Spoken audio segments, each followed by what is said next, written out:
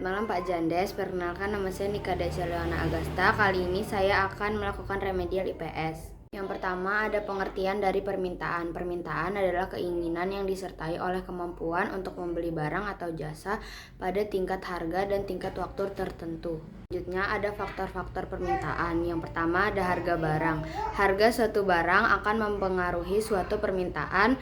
Jika suatu barang naik harga, maka yang akan membeli akan semakin sedikit, begitupun sebaliknya. Yang kedua ada jumlah pendapatan. Ketika jumlah pendapatan meningkat, maka orang akan meningkatkan permintaan. Sebaliknya, ketika jumlah pendapatan menurun, maka jumlah permintaan konsumen akan lebih sedikit. Yang ketiga ada jumlah penduduk. Jumlah penduduk akan memengaruhi penjualan total barang dan jasa yang akan dikonsumsi. Semakin besar jumlah penduduk, semakin banyak juga permintaan barang dan jasa. Yang keempat, ada perubahan selera masyarakat. Perubahan selera masyarakat juga dapat mengakibatkan perubahan permintaan. Yang kelima, ada perkiraan dan harapan masyarakat. Permintaan juga dapat dipengaruhi perkiraan dan harapan masyarakat. Yang keenam, ada harga barang lain. Jika ada barang yang mengalami kenaikan harga, konsumen akan mencari barang alternatif lain seperti membeli barang yang bisa menggantikan barang yang terkait. Setelah itu ada hukum permintaan. Apabila harga suatu barang meningkat, maka jumlah barang yang diminta akan menurun. Sebaliknya, jika harga barang menurun, maka permintaan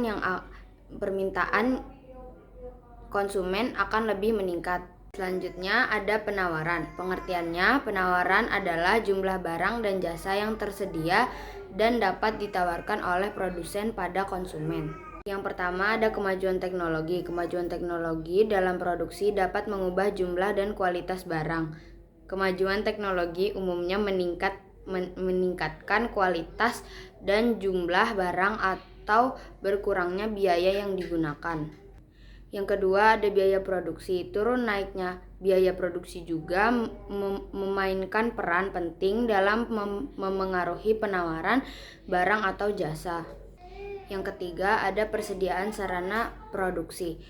Tidak seimbangnya sumber daya produksi dibandingkan dengan kebutuhan mengakibatkan masalah ekonomi.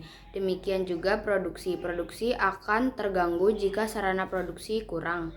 Keempat, meningkatnya jumlah produsen. Jika penjualan produk dari suatu jenis usaha dianggap mendatangkan keuntungan, hal ini membuat pemodal baru memasuki jenis usaha tersebut. Yang kelima, ada peristiwa alam. Jika terjadi bencana alam, produksi barang akan terhambat dan akan mengurangi penawaran barang. Yang keenam, harapan produsen. Produsen seperti halnya konsumen mempunyai harapan akan situasi masa depan. Jika produsen memperkirakan situasi perekonomian ke depan, maka akan membaik. Yang ketujuh, ada harga barang dan jasa lain. Jumlah penawaran suatu barang dan jasa dipengaruhi oleh harga barang dan jasa yang dapat menggantikannya. Selanjutnya, ada hukum penawaran. Apabila harga suatu barang dan jasa meningkat, jumlah yang akan ditawarkan juga akan meningkat dan begitu pula sebaliknya. Sekian presentasi dari saya. Terima kasih.